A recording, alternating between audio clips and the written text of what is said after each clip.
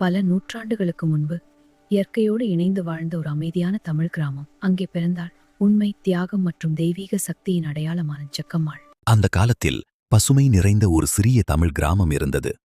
வயல்கள், மண்வீடுகள், கோயில் மணி ஒலி, அமைதியும் நம்பிக்கையும் நிறைந்த ஒரு வாழ்க்கை அங்கே. அந்த கிராமத்தில் வாழ்ந்தாள் ஜக்கம்மாள். நல்ல மனசும் கருணையும் கொண்ட இளம்பெண்.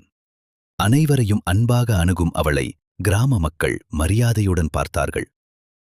யாரேனும் பசியில் இருந்தால் முதலில் உதவி செய்ய ஓடிச் செல்வது ஜக்கம்மாள். பிறரின் துன்பத்தை தன்னுடைய துன்பமாக உணரும் மனம் அவளுக்கிருந்தது.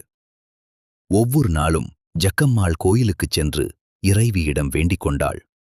கிராம மக்கள் நலமாக இருக்க வேண்டும் என்பதே அவளின் மனமார்ந்த பிரார்த்தனை. ஒரு வருடம் மழை பெய்யவில்லை. வயல்கள் வறண்டு போனது. மக்கள் கவலையுடன் வாழத் தொடங்கினர். கிராமம் முழுவதும் ஒரு அமைதியான துயரம் பரவியது. துயரத்தில் இருந்த மக்களிடம் ஜக்கம்மாள் நம்பிக்கையை விதைத்தாள். இது கடந்து போகும் என்று அனைவருக்கும் துணையாக நின்றாள். அந்த இரவு கிராமத்தில் உள்ள செல்வந்தரின் வீட்டில் ஒரு மர்மமான சம்பவம் நடந்தது. வீடு முழுவதும் பதட்டம் பரவியது. வீட்டில் இருந்த நகைகள் காணாமல் போனது. யார் எடுத்தார்கள் என்று யாருக்கும் தெரியவில்லை. ஆனால் சந்தேகத்தின் நிழல் மெதுவாக பரவத் தொடங்கியது.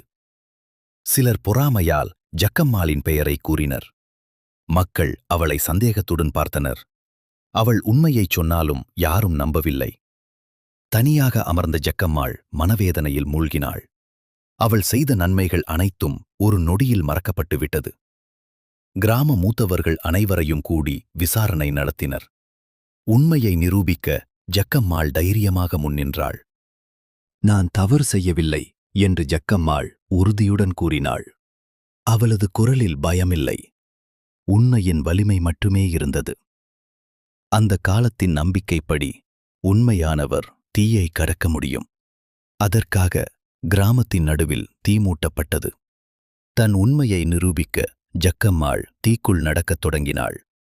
மக்கள் மூச்சை பிடித்தபடி அந்த தருணத்தை பார்த்தனர். தீயின் நடுவில் ஒரு பிரகாசமான ஒளி தோன்றியது. அந்த ஒளி சாதாரணமல்ல, அது ஜக்கம்மாளின் தூய்மையான ஆன்மாவின் சக்தி. அந்த சம்பவத்திற்குப் பிறகு கிராமம் அமைதியை இழந்தது. இரவில் மர்மமான சத்தங்கள் மக்களின் மனதில் பயத்தை ஏற்படுத்தியது. ஒரு மூதாட்டியின் கனவில் ஜக்கம்மாள் தோன்றினாள். அவள் கோபமாக இல்லை, ஆனால் உண்மையை நினைவூட்ட வந்திருந்தாள். மக்கள் தங்கள் தவறை உணர்ந்தனர். ஜக்கம்மாளை தவறாக புரிந்து கொண்டதற்காக மனம் வருந்தினர். ஜக்கம்மாளின் நினைவாக மக்கள் ஒரு சிறிய ஆலயத்தை கட்டினர். அங்கே அவளின் நினைவு தெய்வமாக உயரத் தொடங்கியது. காலப்போக்கில் ஜக்கம்மாள் ஒரு காவல் தெய்வமாக மதிக்கப்பட்டாள். இன்று வரை உண்மைக்கும் நீதிக்கும் அடையாளமாக அவள் நினைவு கூறப்படுகிறாள்.